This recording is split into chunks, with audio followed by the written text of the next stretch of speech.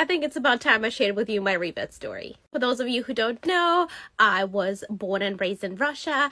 I moved to New Zealand on my own at the age of 15. And quick disclaimer, I come from a very small and pretty sheltered town in Russia. I was never really exposed to Islam, and to what I was exposed was not, authentic or truthful. Very much think Western media. That's all I knew about Islam. When I moved to Auckland, New Zealand, and as you guys know, it's a melting point of cultures and people from different ethnic, cultural, and religious backgrounds. I was suddenly exposed to so many different people, and I was absolutely fascinated.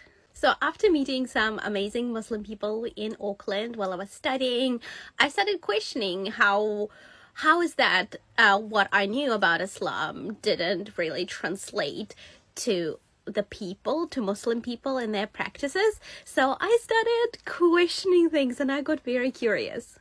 So I spent the next year casually looking into Islam, researching, questioning things, looking for answers, and I did have a lot of questions. I wasn't brought up religious at all, so I had a very open mind when I approached my research.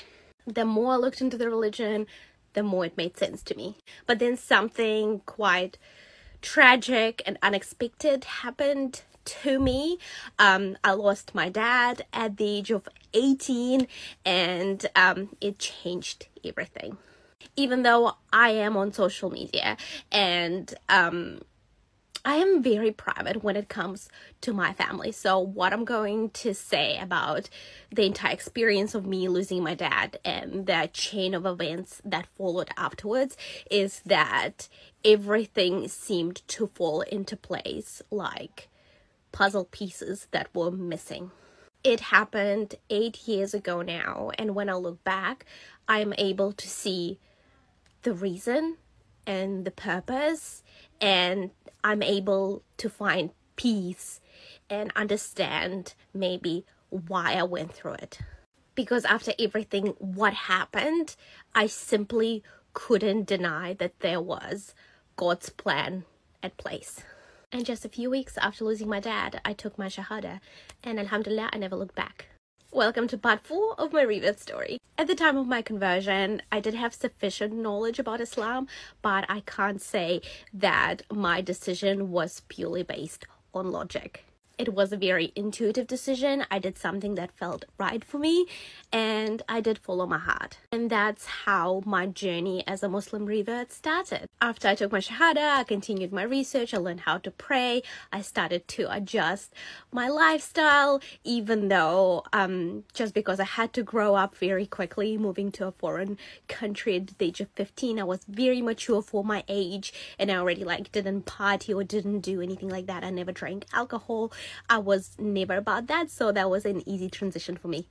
2 years after taking my Shahada, I put on my hijab, and it's been 6 years, and alhamdulillah, I've never took it off. It's been 8 years since I reverted to Islam, and this is my 9th Ramadan, and I am so grateful. Honestly, I wouldn't change anything about my life, because whatever I went through, I had to go through to come to Islam. And let me tell you something, I've never felt more sure of myself. I've never felt more confident and empowered as I do now as a Muslim hijabi woman. So it comes from someone who chose Islam, so let that sink in. Thank you so much for sticking around throughout this 5-part series. And if you are a revert to Islam, I would love to know your story. Let me know in the comments. I converted to Islam when I was 18, and I got married when I was 20. So no, I didn't become Muslim to marry my husband. I married my husband because we share the same religion, the same values, and the same goals in life, which is very important in a marriage. You very much have to be on the same page in order to have a solid foundation to your relationship. I get that question a lot, so let's unpack it further. Let's just think logically. Would you be willing to uproot your entire life, change your lifestyle, change your habits, change the way you dress just to get a guy or keep a guy? The start of that relationship would be based on lies and would probably be full of resentment down the line. Ooh, that's not healthy. Women are very capable of rational thinking and making their own decisions of what they should believe in, how they want to live their life, and how they should dress.